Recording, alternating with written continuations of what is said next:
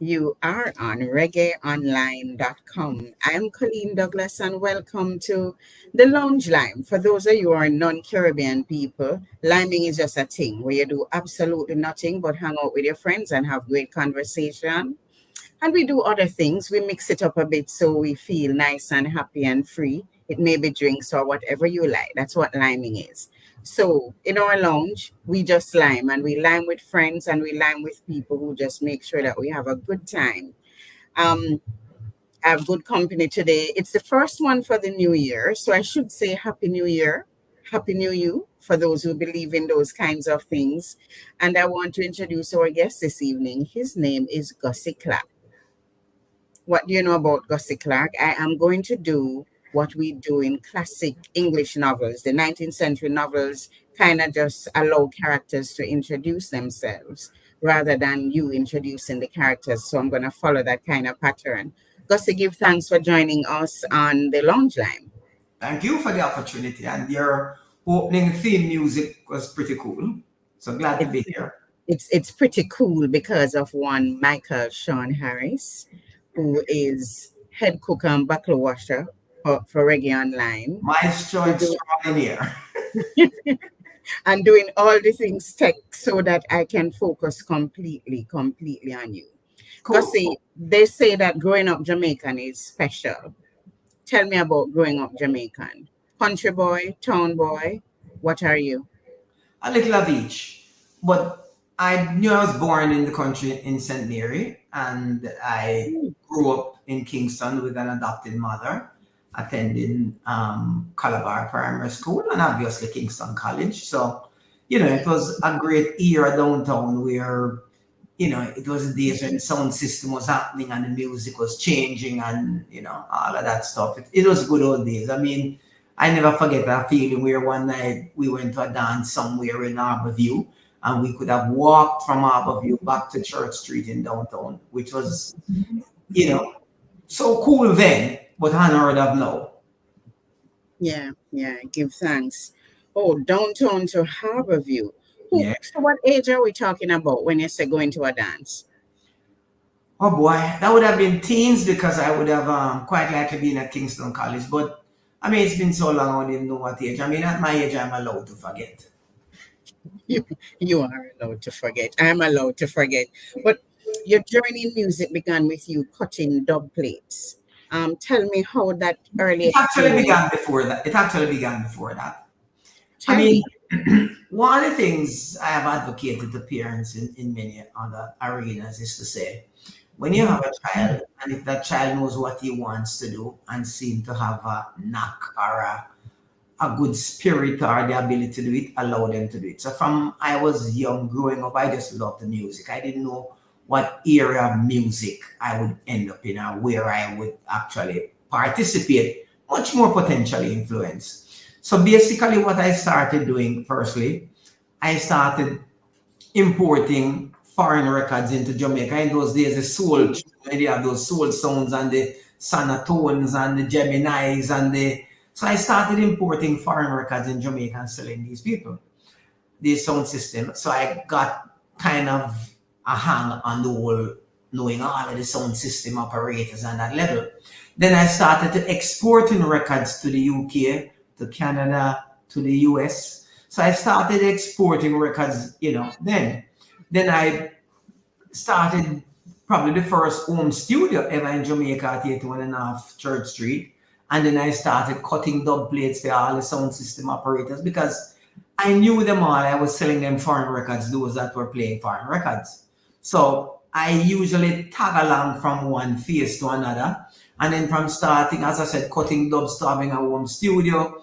And I mean, if you talk to all of the sound system operators from in all those days, the Stone Love and the whole of them, and the David Rodigans and sound system all over England. And, I was the man to go to otherwise than King Tubby's. And I mean, I did so good at it that even the Channel One studios and Lee Perry and most producers gave me their tapes to promote their song by selling them on dub plates, And we did it differently then, and because one of my philosophies is that, look, Anybody can do anything you and I are doing, but you and I will do it differently, and difference is what brings success. So we had it a whole lot of difference now. We cut dub because, buy a dub cutting machine from Treasure Isle, which they had, and fix it up our way. And, from then we evolved onto music. How we got into music, I mean, Whitty had his father had a sound system of Fletcher's Land, and Whitty already sold me the transformer in it, and I fixed up a little I jumped the biggest part. After all of that importing and exporting records, I started a sound system called King Gussie's Hi-Fi.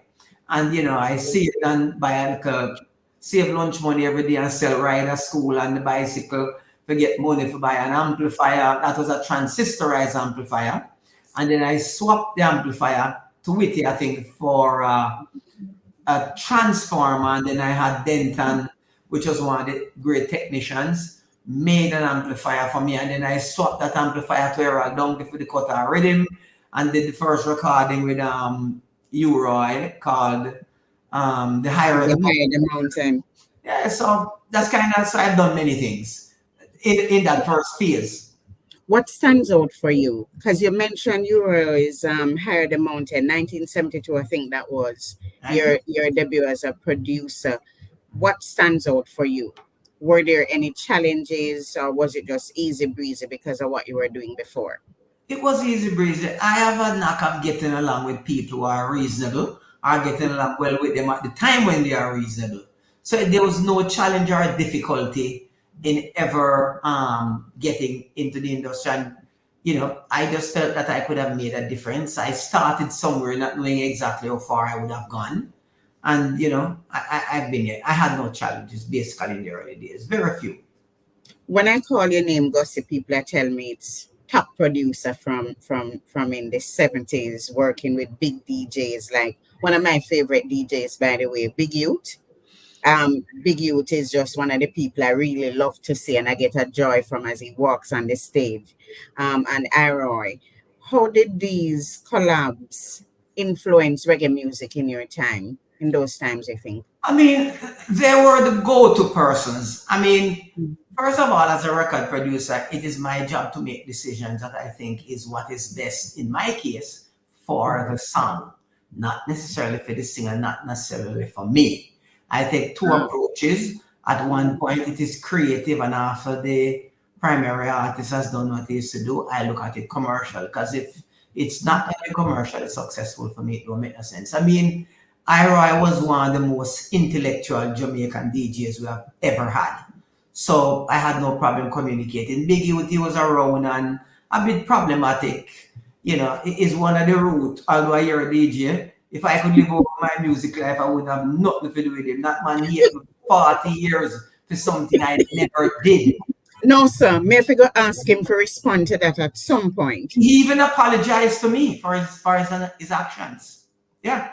For 40 years, he believed I stole his publishing. I had nothing to do with it. When I found out, solve it for him. All him do is just, stop talk and leave it alone. But no, give me a hard time. No, man. 40 years and multiple interviews, he said I've been unfair and unjust. Never knew nothing, had nothing to do with it. Wow. I just learned something. But, Gussie, I have to say, the way you just respond a while ago and your openness and just not really caring, just in case I'm going to offend you, speaking the truth. How that kind of attitude, how has that worked for you as a producer? I am my words, because my words is all me. I speak the truth. Sometimes it don't feel right, but I can substantiate and back everything. I don't provide different stories or scenarios to different people depending on who I'm talking to. I have a clean, clear conscience. I sleep like a baby every night. And I owe it to myself to be truthful and to be honest, regardless of what anybody can think. We are in an industry which is one of the most ungrateful in the world. So if you are not being honest and truthful, when you are going to be accused of not being, you'll be a fool to not being truthful, honest. And to thine own self be true. Aye. It will follow. As the Yep. night the day, thou canst not then be false to any man. I want us to talk a little bit about the 1980s and what happened to dancehall style then, that kind of a shift, and how did you fall into that transition, or did you remain in your focus for more international appeal? I I think there are two skills I have, and one of them might be I am definitely a very creative person. I try to do things differently. I don't compete. So in many cases, I might end up being the competition. And I just do things differently, and that works. Different makes works. And we're just in an era where, like, for example, I was going around Jamaica using all the different studios doing stuff, and I felt that, I need more time to get a bit deeper creatively rather than watching the clock. And I said, let me build a studio. So we were operating. Oh, and one of the things I didn't tell you, I did. I was selling records. So one of the things when I started producing in those days, each producer usually sell their own records. I didn't have a physical record store. I usually distribute records from Church Street and from 56 Life Road. And we decided to build a studio. And in Jamaica, everybody used one kind of equipment in those days. It was called MCI console, tape machine, everything. And I'm like, yeah, I'm going to build a studio, but why do I need to use the same thing? There must be other equipment out there. So I went outside of the box and found different technology and things with better sound. And we end up having been part of the evolution of the sound changing from analog to digital to in terms of those years what was probably referred to as a music work sound. So we sounded a bit different from everybody else, and we took a different approach to how we do things. And anything happening then and what happened, there's just evolution of the genres and of the creativeness of our people. Because as a Jamaican, I believe that we are what we are because of how we do what we do with what we have. So, we just did things a bit differently. Tell me, this is a musician kind of question. Somebody tell me about a didgeridoo style. So if you think about Mighty Diamonds and the Gang War track Mhm. from The Real Enemy, tell me about that style of music. And I think what I'd love for young people to hear is somehow of how you blend old school roots reggae with digital rhythms, for a certain period. What happened? The whole evolution of how we got digitized, I believe, it was not intentional by anybody. It was just a time when different equipment were being made, and the Jamaican musicians mastered them. Sly and Steely and Clevie mastered the digital drum machine rather than playing a physical drum, although they were great drummers. So you could now create music in a smaller space than this big studio. So it's Mhm. just evolution that took place. So it's the type of equipment that it changed. I mean, keyboards moved to more keys and different internal sounds and all of those things. And you had sound modules and you had keyboard controllers.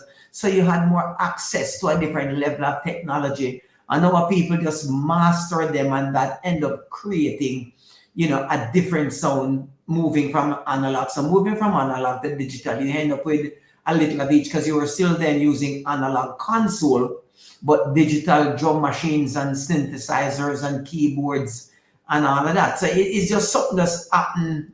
Nobody set it, create it, design it. It just happened. Almost organically because of what Yes, was that's happening. correct. Word. It happened organically. I just want to big up everybody who've joined us on the respective platforms: Reggae Online, Facebook, IG, YouTube. If you're just joining us, I'm Coleen Douglas. It's our first lounge line for the year 2024. We're in Reggae Month. February is Reggae Month. It's also Black History. Reggae Online is honoring both. And with us, we have legendary producer Mr. Gussie Clarke. We call him Gussie because that's what he's comfortable with. Yep. So give thanks for joining us on the respective platforms. Gussie, 1988, um, Music Work Studio. Mhm. And we're talking about the digital era already. So did you face any kind of challenges? No, what happened now is that, again, as I said, one of my whole role of doing things was doing it differently. So I recognize that everybody, people want sound system, people want, or musician joining band, people want their guitars. I was a self-taught audio engineer. But honestly, I didn't smell any money behind that side of the console. So I give up that and move to production, and I recognize that we have so much other talent other than artists, other than engineer and other than that. So I recognize, I believe that first and foremost, as I told you before, I believe a song make it a singer, not a singer make it a song. And I believe that we have other people of great talent out there that we just need to find out how to incorporate and put it together. So I created a team. I created a team of songwriters and the Mikey Bennett's and the Whooper Lind and the Carlton Hines, etc., etc. And I decided that, okay, we're just going to find different songs, great songs, because I'm a creature of that era of the 70s and the 80s. So I decided this great set of talent. I had the greatest audio engineer in Steve Stanley. They had Soldier.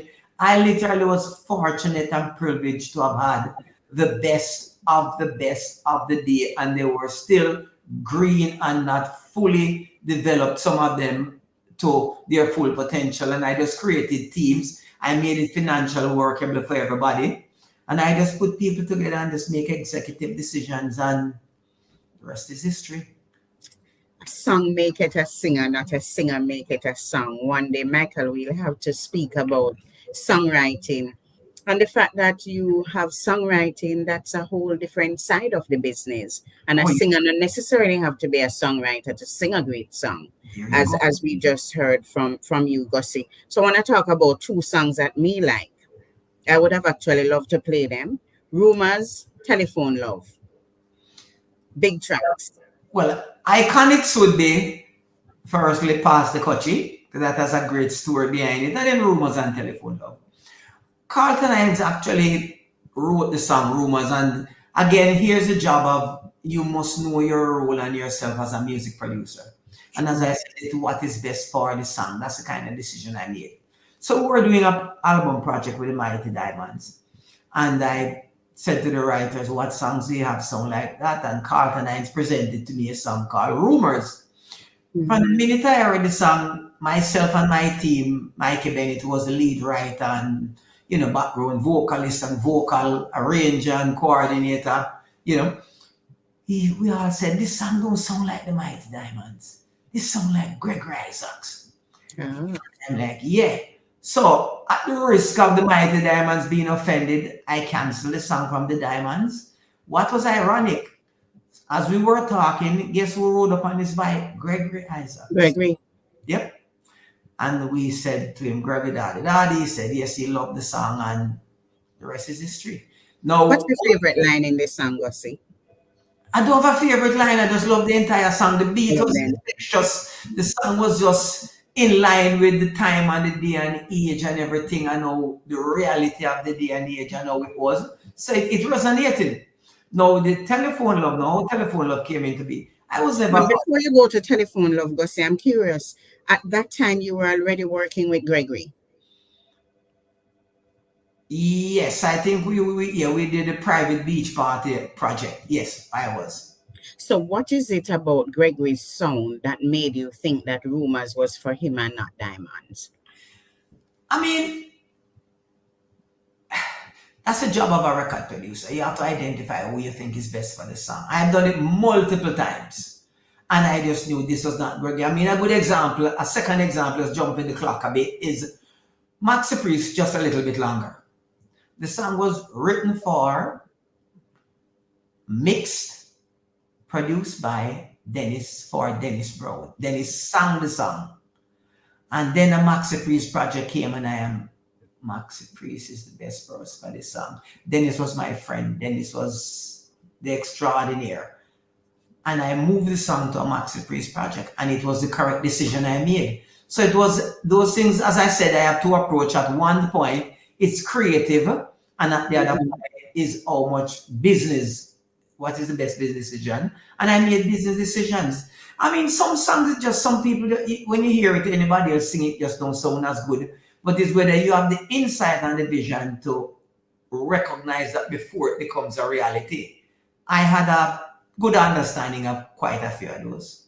I still want us to go to telephone love, but while you're talking, I just thought of a little bit of politics in music.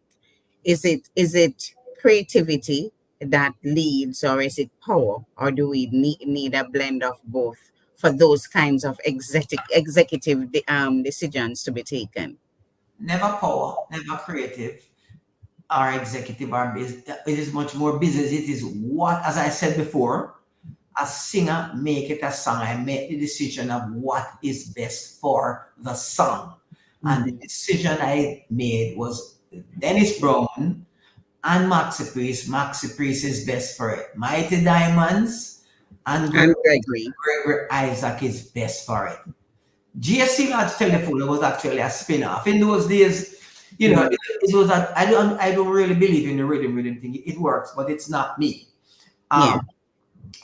We created the song Rumors. When we did it, we know everybody stayed in the industry at the time. Once you do something that's successful, as the term was, everybody will lick over the rhythm. But we had an advantage. The advantage was we were using a new technology that a whole lot of students did not even have or understand. So we know that by the time they get around to it, we need to be quantum leaps. We knew it was going to be it. We knew it was going to be phenomenal. So, we said, we're working with JC Lajal. So I said, I spoke to the writing team and I said, let's write a song for JC Lad. And Mikey Bates said, yes, they wrote the song. Now, when I do things like those, and most of the hits we had, the songs were written for people before, them don't even know it, we write for them. We write it for them. We have people do a demo of the vocals. We created the rhythm and everything. Then we take it to them and say, let's talk about the business. Here's a song we have. So even when we presented the song to JC Lodge, initially she didn't feel it the way we did. And she actually went to him and, had consultation with her manager and came back and said, yes, he loves it. Let's do it. And again, the rest is history. I would love for us, because Reggae Online is a school. I really want you to walk me through the creative process. And something you just said, you write it, you do a demo of the vocals. Walk us through the creative process for you as a producer. All right. And let's use Telephone Love. Okay. The first and foremost is that you have to recognize I am the producer of this. All decisions are going to be made by me. I am the one whose money is going to spend. And in my case, nobody never tell me where they want if I don't think it will work unless they are willing to spend their money. So I recognize that this rhythm was different, unique. I recognize that the Gregory Isaac song going to hit. I recognize that technologically we were at the cusp of creating a new sound with the term, like I said, the analog digi sound. And I and the writers, we all concurred, although those decisions are mine. It is basically was collaborative with the creative team, the Mikey Bennett writers and, in-house people, my technical partner, Mikey, and all of that. So I will come and I say, here's what I think we should do. And if everybody like it, then I say, let's go to the next stage. Okay, this artist, JC Lad, is so great. Let's create songs with her. And I'll tell the team they'll create songs and they'll present all of the songs to me and say, yeah, we'll choose the songs. And because we might have had a relationship with the artist, we know that there will not be a no, because in those days, and even now, when a producer is doing exceptional, when everybody would like to record or be not everybody, most people would like to be produced and recorded by them. So we know it is not a no. But then I recognize again doing things differently. Most persons go to somebody with a song and they have the lyrics written out and they say, me have a song name, so and so, and they sing it to you.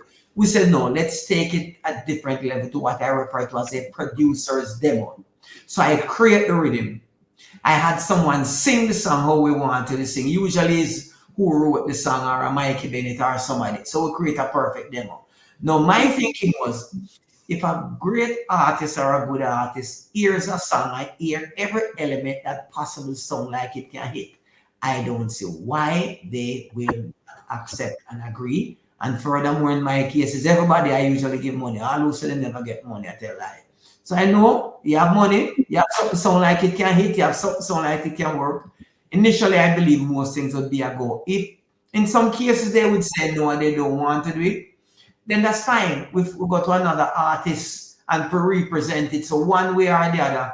So the first thing we made sure was the song was good and great.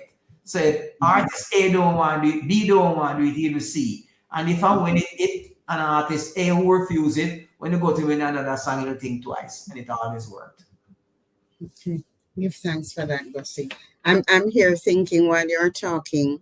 I wonder if it's different as a producer to work with women as opposed to men. So Gregory, JC, tell me how is there any difference? In my case, no. I believe once you act and behave professionally and treat both respectfully, equally, and even the women more respectfully than even the men. Because, people tend to kind of try to take advantage of women in a sense in many different ways. And I believe that I avoided all of those things by just being respectfully, straightforward, honest, and it worked.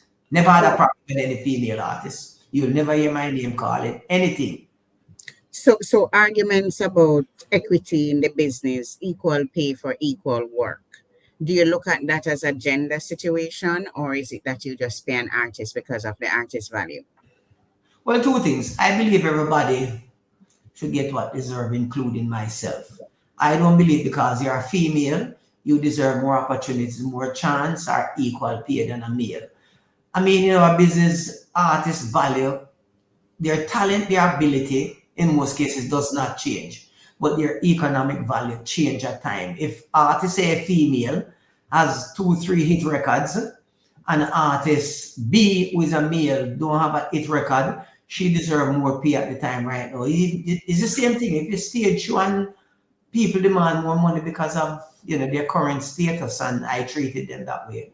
But I don't believe that women to get more opportunity or chance are not more than nobody or men should. And one of the reasons why you have more men than women, I believe that more men are more, probably more hungry in the sense of to break, to make it. So there's a lot of different, a man get up 1, 2, 3 o'clock a morning in their studio, and with a female, she might feel comfortable with that. So I think they put in a different degree of effort, and I'm not sure about now. And that's why, historically, I think you had more males in the industry than females. And perhaps too, just different things, different kinds of responsibilities. Yeah, man. Oh, yeah, I didn't want to go there, but also, yes. No, we're woman, so we can say we get pregnant. That's true, man. We have babies. It's usually mommy's baby. That is maybe so. Those kinds of things. But I don't want to leave out past the kochi. Okay. Because I'm happy you mentioned it because we wouldn't even remember. Oh, that's but when you say it, me really like past the kochi. So make me talk about. By the way, you use ganja at all? Whether you're smoking it, drinking it as a tea? No, the only thing going in my cup of coffee.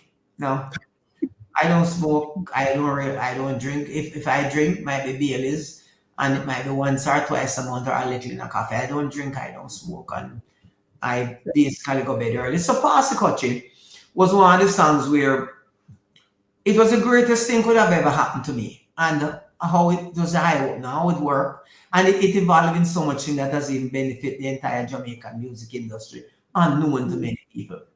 So we were doing a Mighty Diamonds project, and we, in them days, we do what we call lick over rhythm, it's like the rhythm and lick it over. But really and truly, it was a studio one instrumental, and my George, I think, wrote the song, and the song just took off because it was just logical in them. There's a Rasta and Ganja and Kochi, and so it was just natural. Now, what happened now is that here comes Musical Youth in England, who contacted us and said they wanted to do a version of it instead of Kochi, Dutchy, and Food in the Pot instead of urban. I mean, I couldn't do anything about it because in terms of the whole issue of copyright, of changing lyrics of the Diamonds, etc. Diamonds had a publishing deal with somebody in California called Strictly Rockers, Turk Arsenal. And in terms of the rhythm, was a studio one rhythm. So, and I was a little bit uncomfortable, and I said, this will feel right. I plant the corn and I can't read the barn.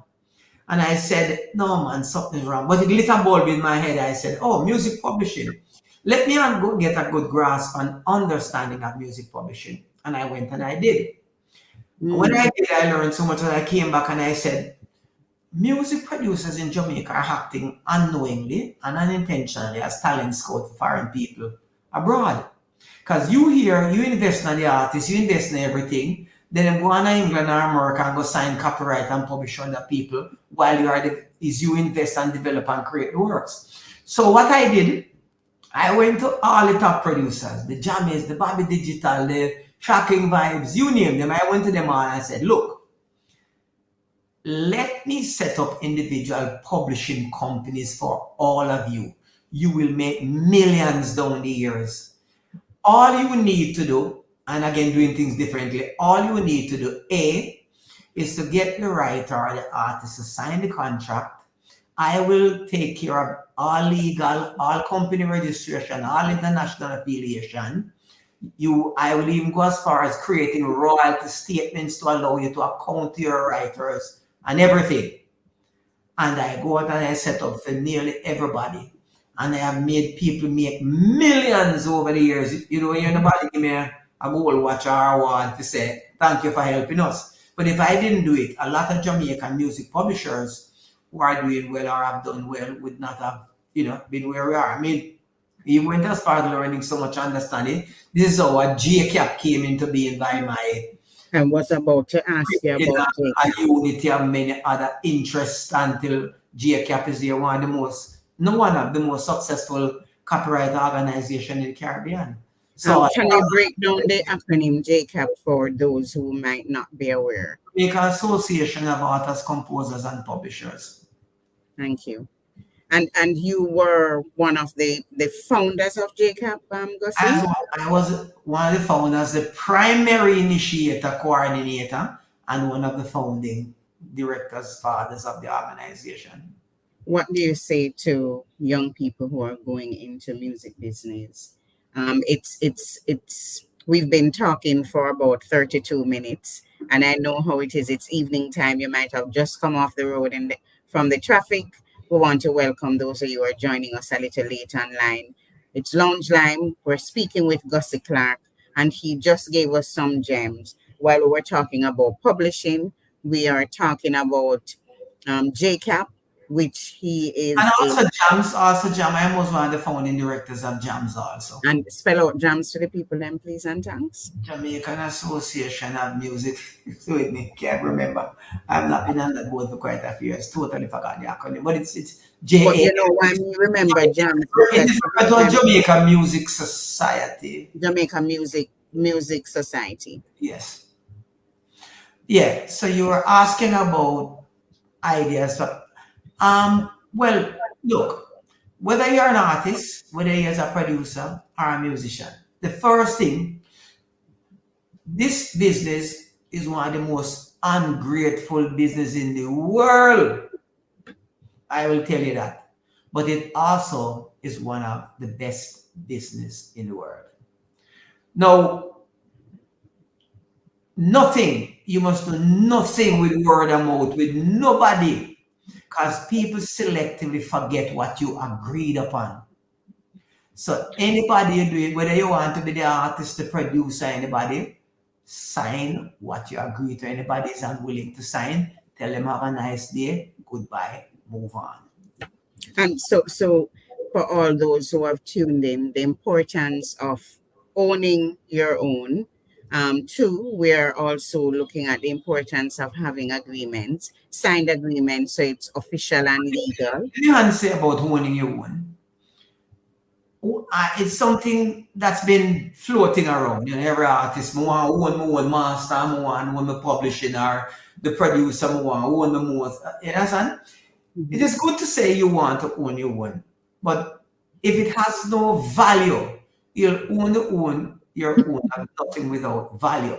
So the first and the foremost thing is that you must try to create something that will last time, outlive you, and have value over the years. Because if you own every master they have recorded and nobody is buying it right now, it's zero you own. If you That own, is you true. are a writer, you own your own publishing, but you as a writer owning your own publishing, it's not actually owning your own publishing, unless you're operating at the upper level like a Shaggy or so. What you're doing is that you don't want some people to own it, but you want other people to own it. Because it's not something you can do yourself and Right. administrate. It's too complicated. For example, I'll give you an instance. Kanye West want to use a sample of a song, and they want a decision to be answered now in real time. I mean, you could be a writer, an artist, you could be on tour in Zimbabwe. I can't get to you. You'd have lost on a deal. So somebody has to be an intermediary that having the ability to make decisions on your own, on your behalf. So somebody have to have it. Maybe a man tell him no one you have it, but he might give it to Universal, or I'm going to give it to Mhm. or somebody else. Him just don't want you have it. Now to me, if I am spending my money to develop your works, our works that you create, I believe that more than anybody else, I should have that right. Once I know what I'm doing, once you and I can come to some legal terms which is acceptable to both parties. Because, as I said, having ownership of nothing of value, when people talk about why am I my own things when I'm old age, I'm a pension from picking them. But the first and the foremost thing I think people need to look at, the quality of the music you're making today, will it stand the test of time? When I do many presentations, I use Bob Marley as an example. I say to them, if after 35, nearly 40 years after his death, Bob Marley is selling more records than everybody put together still, isn't that Mhm. telling you that something right and not as right now? So you have to look at things, create things of value, not just music. This man will pay you X amount of money and you just do it. It's kind of like some people who call themselves music producer. You get somebody bill with him. You go to an artist and you say, I want you to do a tune. The artist say, yes, I want X amount of money. You turn up at the studio, you don't know what he's going to do, but one thing he know, me I go give him a tune and he won't give me that amount of money. I mean, that can't be really creative. You need to know what you're going to pay for and agree upon it. So you have Mhm. to create things of value that will last the test of times, or it will mean nothing in the long run, except it might be a sentimental feeling of I own it. As I said, unless you're operating at the level of a Shaggy or Sean Paul, or someone who has a serious business team around them who can manage and act on your behalf. So even in that instant, the other persons who are actually in control, not necessarily you. You understand? So you have to be careful of me have to own my own. And a lot of Jamaicans who are talking about, they get rights reversion and get by the rights of them song. It will be a challenge, for example, if you did a song and a rhythm with 10 other people record on already, you can own something that didn't belong to you 100% again. So you Mhm. have to be very, very careful of what you wish for. Give thanks, Gussie, for the lessons, the important ones. I feel like we can have a whole different class. Michael's in the back. I know he's hearing, but we can have a whole different class on copyright, publishing, all of those things. That is really, really necessary. I want to move to what me like talk about, and is really the song them. But I want to, before we go, do you think, Gussie, that we have enough people who have really educated themselves about music business? I think people do not take responsibility for their actions. I think too much people act as if they don't know and they don't put out the effort to know. Knowledge is out there. You have the internet, you have books, you have lawyers. People don't want to pay a lawyer, they don't want to read book, they don't want to spend time on the internet and learn. You understand? So Mm-hmm. people need to take responsibility of their actions, or they must suffer the consequences and the inconvenience of their inactions. And that part of being a business person or a person in business that you have to recognize us. And there's no lack of note there. I am Right. I am doing presentations and I hear people come up and when you tell them things, we didn't know this and nobody didn't tell me to ask. I said to them, you know me, have you ever asked me anything? No. I said then, it's not I'm not difficult to find. I'm not going to not tell anybody what I think they need to know. Not what they need to know. I'm not going to tell anybody what I'm going to tell you what I know and how to do it if I were you. Because remember, before I tell you, if somebody come to me and tell me, say, boy, man, get in the music business and more and so on. So I tell him exactly what I said to you before. It's one of the most ungrateful business in the world. I wouldn't recommend it unless, but however, if you want to, here's what I will tell you. Because I know of people, who spend, hundreds, what I have learned, and this is a fact, and anybody who want to be honest will tell you. You run into most people, they don't want to be an artist or a writer or anybody. And let's say, for example, at the time in their career, could be a producer too, them value $1. You might give them $1, $10, $100, maybe nothing. Arising out of that relationship, 10 years down the road, them value $10,000. Most of them want to do? Get rid of you for go collect the $10,000 themselves after you have invested in developing their talent over so many years. So if you do what you're doing by paper, you'll be fine. And also, again, sometimes you do some things with the artist, and because you did no paperwork, the artist 1 year after ends up being signed to a record label. You have no agreement in effect, and the record label tell you can't put out no song for them artists. So if you don't know it, God help you. Yeah. Gussie, you say ungrateful a lot. Well, since we've been talking, say it's an ungrateful. I can give example to No, I was actually going to ask you to share your worst experience, but I have one request, that you don't call nobody name. You spoil the fun. No, for example, just say John and Jane. Okay, that's fine. Now there's a music. I created something I called Rhythms and Beats once, which basically had people come in and we them created rhythms and we signed them as publishers and we try and pitch the rhythms and things. In doing so, one of the things I did, I give them equipment, computers and drum machines and keyboards, and even a blind man, legally blind, try to take advantage of me. I gave him equipment, gave him all write a letter, him scribble him name. When somebody take away all them computer, him there UA school, get back computer game. Couple years down the road, things start doing well. All of a sudden, I'm the bad guy. So even when a blind man try to rob you, it's not a good feeling. So that's the worst one. Thank God you said you call him name, or I would have done it because I can. No, I won't do it. Oh, no, I won't do it. I'm a man. What's your best experience? Give me one of your great music experiences. We have too much of them. I still want one though. Let us say having writers like a Mikey Bennett, a Carlton Hines, and a Wupta Lindo. You have contract with some of these people and they were never, let's say, exclusive. Them could have walk and go, them and go any day, anytime. They stuck with you. They made money. Their career, moved. So did yours. And you are still friends without any, as far as I'm aware, any ill or hard feeling. Those are great experiences. Great artists like a Cocotte, a Freddie McGregor, a Jesse Ladd, a Mighty Diamonds who have a problem and thing. But you have those kind of experience. I'll give you a quick story about the diamond. It's why I give it to you. It's kind of unique. About a year and about 5-6 months before Tabby died, right?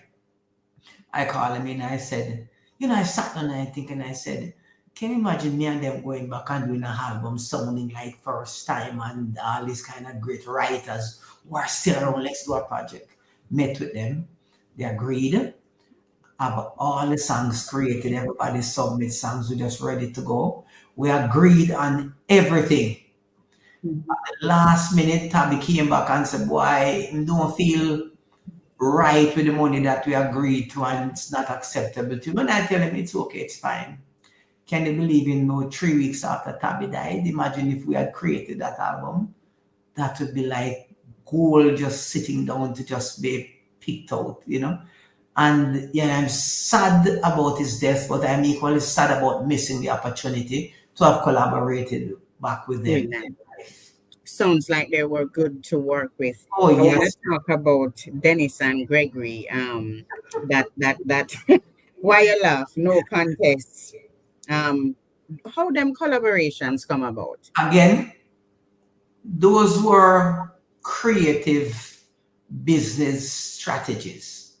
Gregory and Dennis and Freddie were the biggest set of artists around at the time. And I know them always work together. And I said, why don't some of the songs, they don't even know that it would be two of them singing the song. I'll be working together. I'll have them sing it individually, then I'll put it together later on.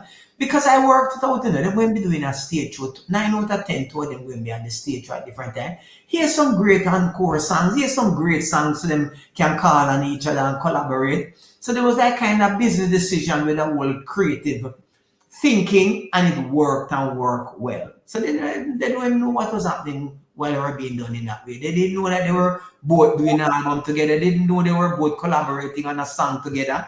It was just a part of the whole creative process. And like I said, I had good team who buy into the vision, see it, and we had the technical knowledge and skills to do it, and we did it, and it worked. So where was Freddie in all of that? Freddie and my people, so I have to ask, where was Freddie at that time? I call him, man, bonafide good youth, man. I love the ground him walk on, man. And may he recover 100% and live out all his life, man. Bonafide. Freddie came on a bit late in the picture, and we did quite a few things, and it worked well. I had a great relationship here. Even this day, if I go to Florida, I go to Freddie, I go look for him, you understand? Freddie, I'm a friend, I'm bonafide, just like Cocotti. My friend, bonafide, is the most miserable man in the world doing a Cocotti, but we love him. Miserable more than Freddie? What? So so me tell Freddie, say him are the sweetest man me know, but the most miserable man me know. Cocotti are the most miserable man. I love the growing man. Freddie, in a Coco class when come on to miserableness, man. You see, the thing, and the beauty of both of them telling their mind. So, yeah. And they're not even members, so they just cuss you. And I think it's a mechanism they have that makes them unique, When them do that, them get rid of some of the baggage from around them too, And then they move on. Yeah, man. All right, so you mentioned Maxi, but you never mentioned Shabba. Shabba Ranks is someone that I recognize his talent and his ability. I knew that he was set for stardom, and I think I had what he needed, and he also had what I could have worked on and developed.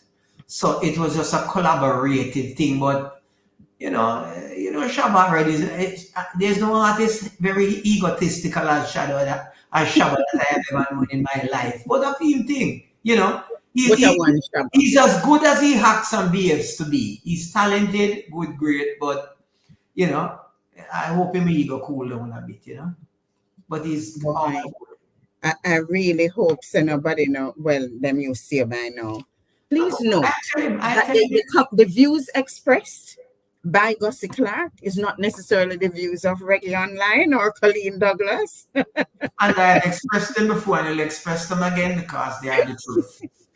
No, but I really do appreciate the openness, Gussie. And if you look at Shabba, when we did the Champion Lover project, and he did his part of it, and when they went and we recorded back with Specialist and Chevelle them, I mean, it's the biggest song he has ever had in his life, Mm-hmm. Yes, and I like that song. I quite love Shabba's music, but man, him good. Can't take nothing from him as an artist. Would love to see him very soon on stage somewhere here in Jamaica. I'm going to, it's Reggae Month. We've been talking a lot about honoring our stalwarts in industry, honoring the people who really paved the way for this wonderful music that we fly on its backs everywhere in the world. In 2019, you received the Order of Distinction. I needed to ask you, did you ever get a Musgrave Award? Yes, I got a bronze Musgrave Award. What year was that? Come in a seat, Oh, God, was it Musgrave? Was it 2016? Okay. I think so. Not sure I can. Yeah, I did get it. Was the same year Donovan. It was the Donovan Jermaine. Jermaine got, he got a silver, I got a bronze. Okay. And I think Freddie might have been the year following. So 2016 Musgrave Award, 2019 Order of Distinction. How do you feel about receiving these kinds of awards, in your own country? Well, one of the things, Del Polar Bear, thank you. One of the things about awards, most of what I got, I felt I would have gotten them because I believe I did the work. Whether I got them or got them not, I would not felt any different.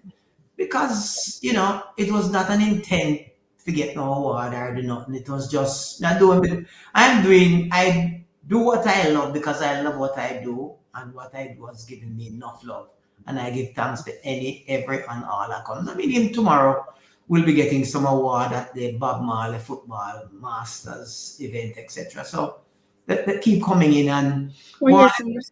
Yeah, kickball tomorrow. Like you actually go kickball? No. At my age and arthritis, that is not allowed. No, I no, was just checking. no. My So, days are so not done. Gussie, when I think of the awards, and I do agree with Polar Bear that you deserve every bit of them, more to come, more in the works. What aspects of your career, when you look back, are you most proud of? When I look back and I look at look at JCAP, but something that Mm, to benefit the entire country and the creators of music. When I look at jams, and there was even an entity called Jamaican Anti-Piracy Alliance, and we were part of it. Those that deal with fame, and I was involved in all of those. Those are the things that I'm not a person who I don't celebrate birthday and all them thing and all them thing because I believe every day is a great day, and I enjoy it. So I don't put a lot to it, but I feel good to say I remember at one point when people were complaining that when in this country that it's only after people dead they are awarded and this that. And when I look at my lifetime, locally and internationally, I've been recognized for just doing things that I love to do, and for that I give thanks for those who felt that I deserve it. And mhm. I hope I live up to any expectation and standards. For me, I'm a simple guy. And right now, Gussie, if I were to ask you about your labels, I know Anchor and Music Works. Was there another one before that? Another name? We have had Did many you? labels over the years. Some coming up, you have Gussie and Poppy, you have Gussie 76. I mean, even one of the things, let me give a little history about things that we did for the industry. In the early days in the 70s when I just entered the industry, because this is what I loved and I would start producing and selling records. I usually call a thing called Gussie Exposure, where I'll find Mhm. a producer who is doing a recording, him do have money to press it and that to export. So I would have buy like the first 500 and pay it up front and sell it. So we have exclusivity and I can sell it and him can go now and press and sell everybody. So we invest and develop in a whole heap of other things. So you have the Gussie and Poppy, Gussie Exposure, Gussie 76, Music Works, Poppy by itself. We have had variations of the same, but we ended up primarily with the Music Works and the Anchor. Oh, give thanks. You think you've quietened down? You think you've stopped? No man, you have to stop, man. You get old, you have to slow down, I have one last hurrah that I'm looking at, just as I said to you before. In the 80s, we were looking and recognizing so much different things out there and talent that people are looking at. We're going to start something called Pitchworks. It is something about collaboration and involvement. We're going to look at upcoming producers, upcoming musicians, upcoming engineers, upcoming songwriters. We even have an idea we're going to start probably build a couple of studios in communities to reach out to the talent because talent is always there. Don't be so concerned about those who are there. Talent in Jamaica come like backside. It's raw material. It's there. It just to be Mhm. mined and just to be developed. So we're going to move to something called Pitchworks in about next year at the end of the year, and that is everything is on paper already. So we still have one last run. And But we my too. personal involvement, I'll be stepping back a bit because only so much you can do. You want to do so again. I look at creating teams to kind of carry the mission. All right. I'm here. I'll just come and nod and smile. We give we give thanks for the time spent. We thank all of you who've been listening, who've tuned in to our first launch line for the year. Coleen, we've been speaking to legendary record producer and also just one awesome human being. Him not like to admit it, but him really is a cool dude. Always nice, always polite, speak in mind. So whether or not you want to like him, you just look at his beautiful black skin And so we give thanks for Gussie Clarke. We give thanks for the time spent with us on the lounge, Gussie. Stay with us because more bring Michael in. Michael, do you mind coming on screen? Because we want to talk about some of the offerings, Mike, that did you Right. have, I can give you a minute to ask Gussie anything that you think I didn't. Let's Oh, give see. up, big up yourself. Polar Bear just called me a diamond. Oh, hold on. I put it up. Hold on.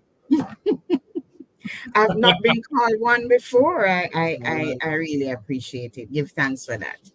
Gussie thinks so too. You see my smile? Because him agree with you. I was just trying to think of something to complement it with it, but I mean, he has said it all.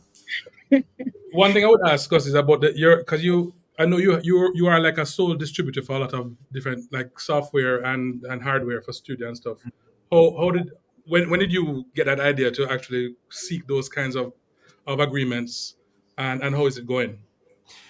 Well, it was just one of the things which I started doing something I recognize that, look, a lot of these things we are using them and a lot of Jamaicans can use them, going to use them and need to use them. So I just reached out to the manufacturer and said, would you like us to represent you? And in doing so, we got training and we have a team of people who could have help and assisted a whole lot of people. A lot of the things we're not really into no more because people prefer to pirate software more than buy them right now.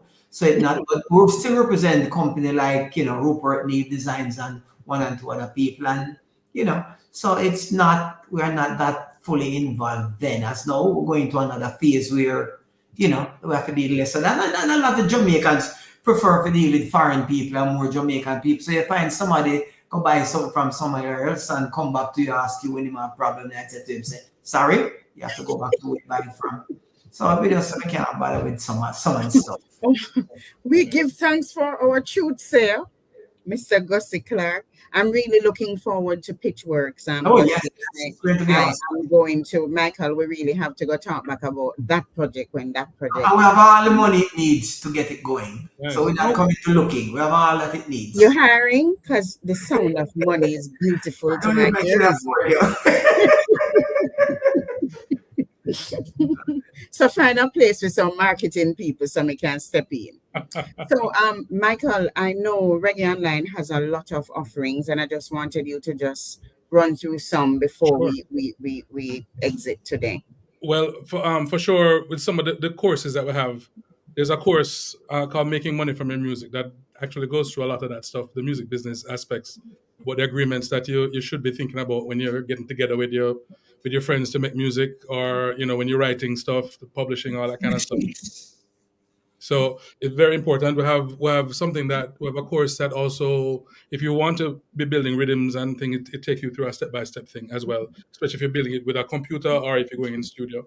We have something on reggae, we have something on Bob Marley, life and career, among other things, so we have some folk things as well, Kumina stuff. We have about Kumina drumming and about building gourd banjos. A lot of people don't know that the banjo is something that came from Africa to Jamaica and then to the rest of the world. So, we're dealing with all the Jamaican cultural stuff. Plus, we have this show that we're trying to do a lot more things that share the culture and that share the people who are important to the culture, like Gussie. So, we have this show that we have a book club, Rockers Book Club, that deals with Jamaican and Caribbean authors. So we had last year we did that. We're starting it again. And this one, I think the first book we're going to do is a Marlon James book called John Crow's Devil. So I'll share that. I'll grab it and reread. Yeah, man. We have a live coming up tomorrow with the facilitators for that. And then there's also me and Michael Holgate and Neela Ibanks, who started a podcast, and the first episode is out. It's called Cultural Spaces. The first episode. Taloa Table is the name of the podcast. So those are the things that if you are interested, if you really want to learn some stuff, there's places you can go. One of the things that me and Michael and Neela talk about all the time is that sometimes our students who have taught in Jamaica, a lot of them come to us, imagine that they know everything already. And sometimes that's a problem because they usually don't. Because right? we don't. Yeah. We don't. Yeah. And we are a wrap. We really try to respect time. It's exactly 1 hour since we've been on. It has been my absolute pleasure. I always want to spend time with Gussie. So Gussie, give thanks for the hour. May we spend time and have coffee very soon. Thanks, Michael. If you are looking on the screen, we're on Reggae Online School, Reggae Online JA, and we're also on TikTok. So we're IG, Facebook. We're on Linktree. You have up Yes, there's a there. link tree. Oh, yeah. Um, It's all on the screen for you to see and to buy a course or two or give a gift or two tomorrow, Valentine's Day. Maybe you can can give a gift. give a lesson. Yeah. That's the best gift ever. Thank you so much for tuning in. I'm Coleen, and it has been my pleasure. Thank you. Take care, guys.